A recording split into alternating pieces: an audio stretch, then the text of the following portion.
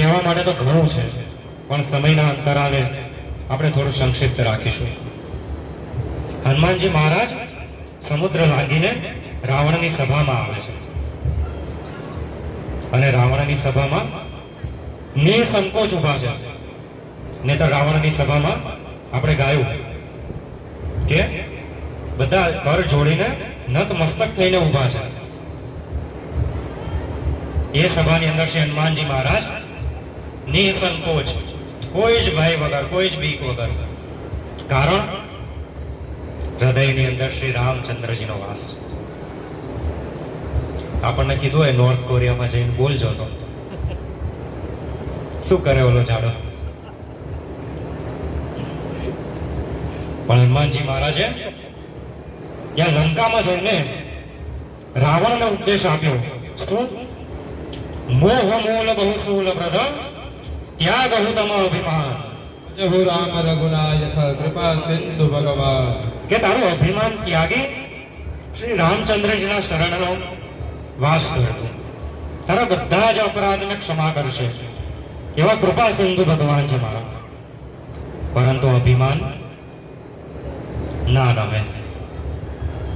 અભિમાન ક્યારે ન નમે. અહમ.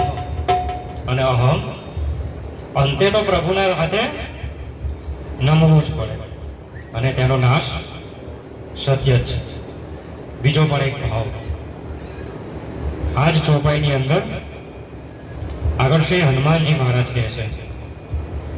શું કહે છે? વિનતી કરો જોઈ કર રાવણ. રાવણ મૂળ ભક્ત કોનો? મહાદેવજી. અને હનુમાનજી મહારાજ એ પ્રત્યક્ષ મહાદેવજીના અવતાર છે. એટલે ભલે આપણા આચાર વિચાર, આપણું આચરણ ગમે તેવું હોય, પણ જો તમે ભગત સાચા હશો તો તમારું ભગવાન તમારી પાસે તમારી રક્ષા કરવા આવશે, આવશે ને આવશે છે.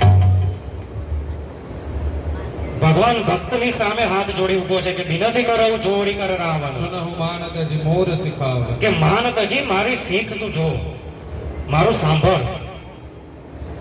એ શ્રી મહાદેવજીના સ્વરૂપે એ હનુમાનજી કહે છે, પોતાના ભક્તને બચાવે છે, પરંતુ માનતો નથી.